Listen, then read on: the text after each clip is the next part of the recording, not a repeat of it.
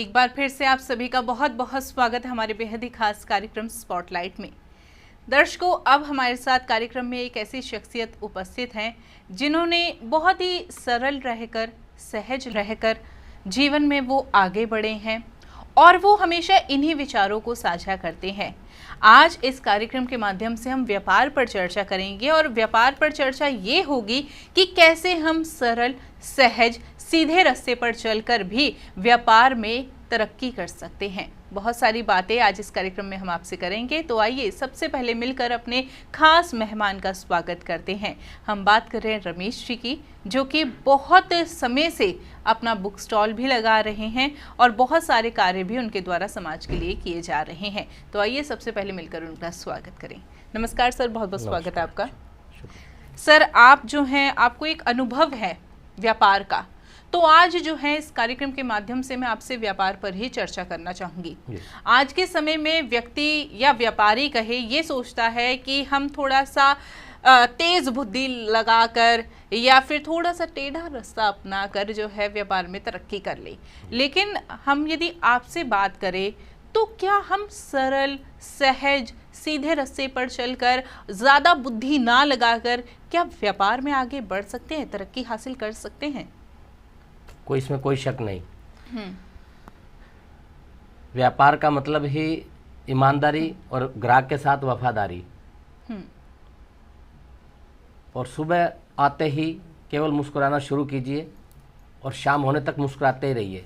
आपका कोई भी ग्राहक पीछे नहीं जाएगा, वो निरंतर आपके पास दोबारा लौटकर इसलिए आएगा क्योंकि हमें उस ग्राहक को मुस्कान मिली, उसे प्यार मिला, मुस्कुराता हुआ चेहरा मिला। घर से कोई कुछ भी करके आए, लेकिन दुकान तो कुछ दुकान ही है।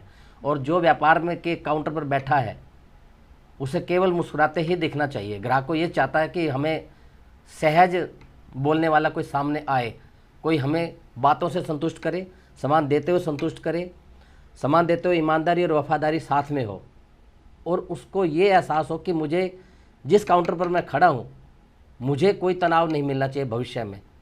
ऐसा होने से ग्राहक अति संतुष्ट होता है और वो दोबारा तरक्की का मार्ग हमें दे के जाता है। लेकिन हमारा पहला कदम है कि हम उसके साथ सहज, प्यार से, मुस्कुराते हुए चेहरे के से, छल कपट और द्वेष मन में ना हो।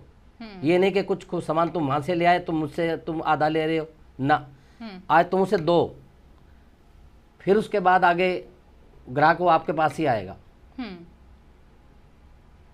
उसकी इच्छा क्या है? हर सामान किसी भी दुकान पर पूरा नहीं होता, किसी भी दुकान पर, और हर इच्छा पूरी नहीं होती।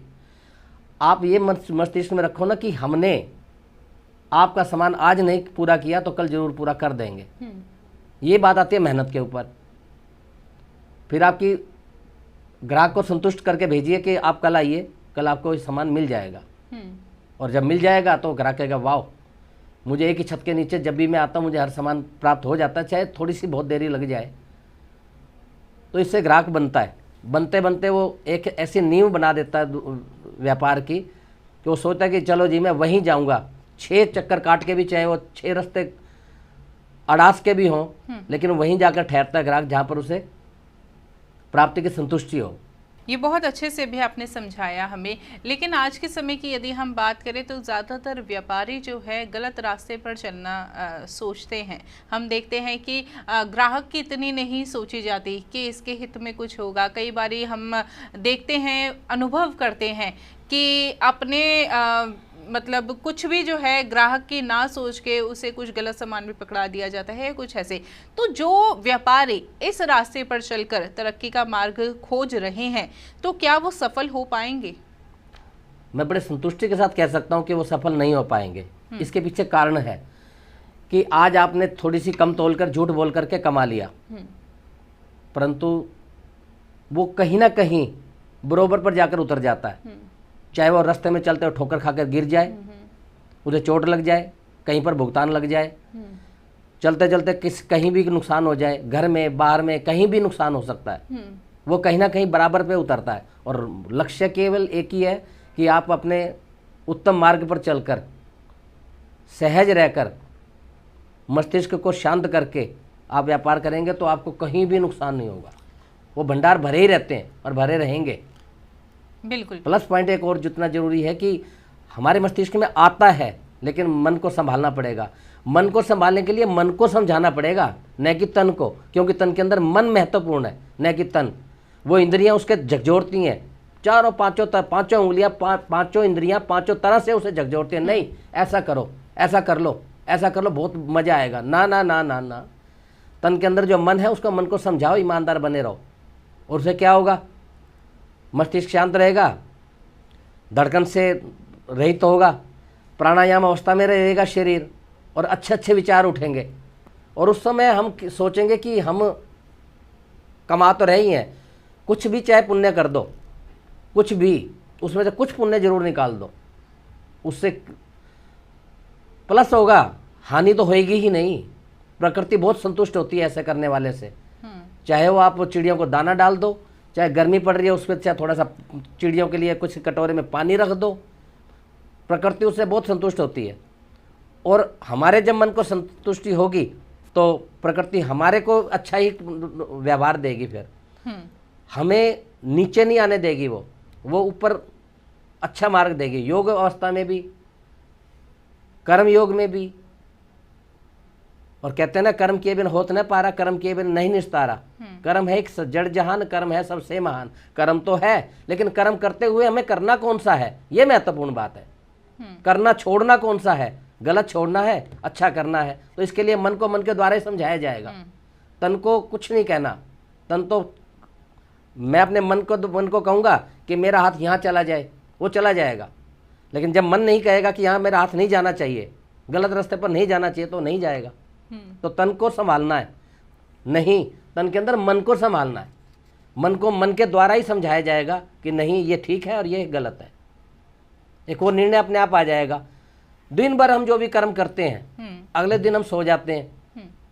सही मायने में तो जीवन केवल है ही एक दिन का। सारा दिन कर्म किया, फिर सो गए, फिर उठे, फिर उसी जगह पर आकर बैठ गए, फिर कम तोला, झूठ बोला, चाहे कैसे भी किया, वो कर्म किया। कर्म करने का आधार है कि हमने कर्म शुद्ध करने हैं, अशुद्ध नहीं करने हैं। व्यापार इस टाइम भारत पूरा व्यापारिक देश बनता जा रहा है, कोई शक नहीं। भारत इतना कुछ तरक्की दे रहा है, ये सब हम सब देशवासी मिलकर कर रहे हैं। और कभी ईमानदारी की नींव रखी गई थी। हमारे बुजुर्गों ने भी बोला कि काम कर किया है तो उसका पहले उसे अदा करो, फिर उसके बाद जो करना है वो करो। किसी का काम किया है, उसको खा रहे हो, उसको पहले अदा करो, उसको महसूस कराओ कि हमने काम करके खाया है, ऐसे ही नहीं खाया। ये संसार भंडारा नहीं है, ये संसार कर्म भूमि है। कर्म तो करना ही पड़ेगा, और कर्म करते हुए सोच कर सचेत रहना पड़ेगा कि हम कर क्या रहे हैं। ये है, इसको कहते हैं अचेतन अवस्था और चेतन अवस्था। इसके लिए चेतन अवस्था में स्वाद भरा भोजन छोड़ देंगे तो हमारा शरीर अचेतन से चेतन हो जाएगा। चेतन जब मन होगा, चेतन तन होगा, तो हमारे कर्म भी चेतन वाले होंगे और होश रहेगा कि हम करने क्या जा रहे हैं। चाहे सारी पृथ्वी परमाणु बमों से भरी पड़ी है, जिस दिन वो खनक गई उस दिन ये क्या है, ये सब अचेतन है। जब चेतन आ जाएगी ना कि हाँ इसका परिणाम क्या होगा, बस चाहे व्यापार में परिणाम देख लो, और चाहे युद्ध के मैदान में परिणाम देख लो, और चाहे संसार में किए हुए कर्मों का परिणाम देख लो। तीनों अवस्थाओं में बात कर्म की ही है। कर्म तो है, कर्म करवा कौन रहा है? मन क्या चेतन है या चेतन है? मन को समझाना किसने है? तन के अंदर मन को मन के द्वारा ही समझाया जाएगा। और मन कब समझेगा? जब हम भौतिक सुखों से हट जाएंगे। स्वाद भरा जीवन नहीं जीने के लिए आए हम कर्म करते हुए साध भी कर सकते हैं, साधना कर सकते हैं। साधक होकर के भी हम अपने जीवन को व्यापार भी चला सकते हैं। साधक जीवन होकर के किसी को भी अच्छा बना सकते हैं। बिल्कुल, बहुत ही अच्छे से सर आज आपने हमें समझाया। जो बिजनेसमैन आज हमारा कार्यक्रम देख रहे होंगे, निश्चित रूप से उन्होंने बहुत ही एक महत्वपूर्ण जानकारी अपने जीवन में प्राप्त किया, एक बहुत ही अच्छा सूत्र अपने जीवन में प्राप्त किया है। आपने इतना सूत्र हमें दिया, हमारे दर्शकों को दिया, उसके लिए बहुत बहुत धन्यवाद। नमस्कार। धन्यवाद, शुक्रिया। नमस्कार दर्शकों। आप हमारे संतवाणी चैनल को सब्सक्राइब करें, वीडियो को लाइक करें, शेयर करें, और हाँ, बेल आइकन पर क्लिक करना बिल्कुल ना भूलें,